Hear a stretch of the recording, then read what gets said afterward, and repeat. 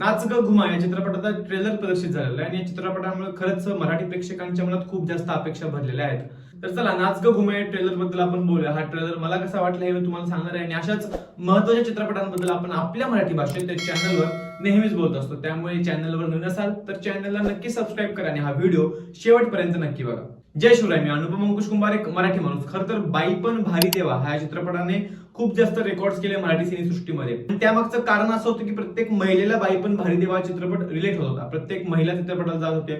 मग तशाच जॉनरला घेऊन नाच ग घुमा चित्रपट पुढे आलेला आहे. नाच ग घुमामध्ये देखील संपूर्ण महिलांची गोष्ट दाखवण्याचा प्रयत्न केलेला आहे असं आपल्याला ट्रेलर मधून वाटतंय.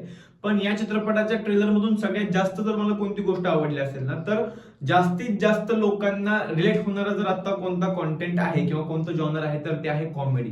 आणि नाच ग घुमामध्ये कॉमेडीचा इतका चांगल्या पद्धतीने वापर केला गेलेला आहे. म्हणजे ट्रेलर मधून तर ते दिसतंय की खूप चांगल्या पद्धतीची कॉमेडी, म्हणजे सतत सतत पाहिलेली कॉमेडी नाहीये किंवा अशी कोणती खूप वल्गर कॉमेडी देखील नाहीये.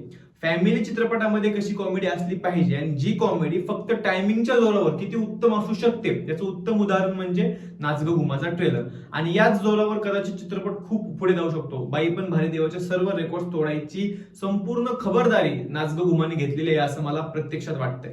आता कॉमेडी नंतर या चित्रपटामध्ये कौतुक करावं तेवढं कमी ते म्हणजे इथल्या ऍक्टर्सचं. खूप मोठी आणि खूपच चांगली स्टारकास्ट, म्हणजे क्वांटिटी पण आहे आणि हो क्वालिटी सुद्धा आहे या चित्रपटामध्ये असं म्हणावं लागेल. कारण की मुक्ता बर्वे काय सांगायची गरजच नाही की ती किती चांगली अभिनेत्री आहे मराठी सिनेसृष्टीमधील. आणि त्यासोबतच या चित्रपटामध्ये लीडला आहेत सारंग साठे. भाऊ कधी स्टँडअप कॉमेडी मधून ऍक्टिंग मध्ये घुसले आणि इतके चांगल्या पद्धतीने घुसलेत की बोलायलाच नको. सारंग साठेंची ऍक्टिंग खूप चांगली वाटते संपूर्ण चित्रपटामध्ये. आणि त्यासोबतच तिसरं महत्वाचं कॅरेक्टर याच्यामध्ये आहे नम्रता सांभेराव यांचं. त्यांनी देखील खूप चांगली ऍक्टिंग चित्रपटामध्ये केलेली आहे. त्यांना आपण महाराष्ट्राची हास्य जत्रा याच्यामध्ये खूप जास्त बघितलेलं आहे. आणि त्यासोबतच अजून दोन मोठी नाव येतात ती म्हणजे सुकन्या कुलकर्णी आणि सुप्रिया पठारे.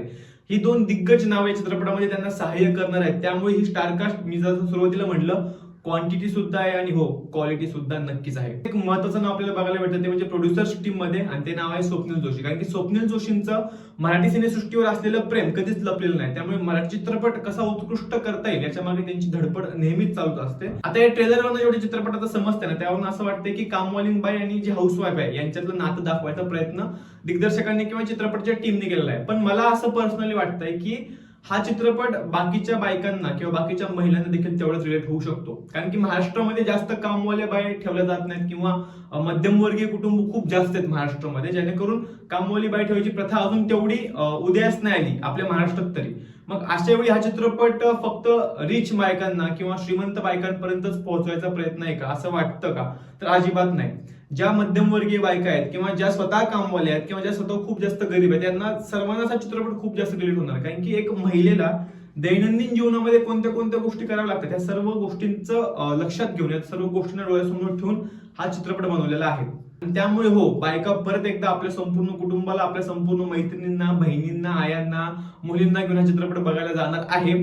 आणि एका पुरुषाकडून जर चित्रपटाकडे बघायला गेलं तर मला असं वाटतं पर्सनली की ट्रेलर मधून अजून थोडंसं पुरुषाचं मत दाखवायचा प्रयत्न केला असता तर बरं झालं असतं. पुरुष थोडेसे अट्रॅक्ट किंवा आकर्षित झाले असते चित्रपटामध्ये. फक्त पुरुषांसाठी एक अट्रॅक्शन ठरलं, माझ्यासारख्या प्रेक्षकांसाठी म्हणू शकतो. पुरुषांसाठी तर काहीच अट्रॅक्शन नव्हतं, पण माझ्यासारख्या मराठी चित्रपटांना प्रेम देणाऱ्या प्रेक्षकांना सारंग साठे हा एक व्यक्ती चित्रपटाकडे खेचू शकतो प्रत्येक पुरुषाला.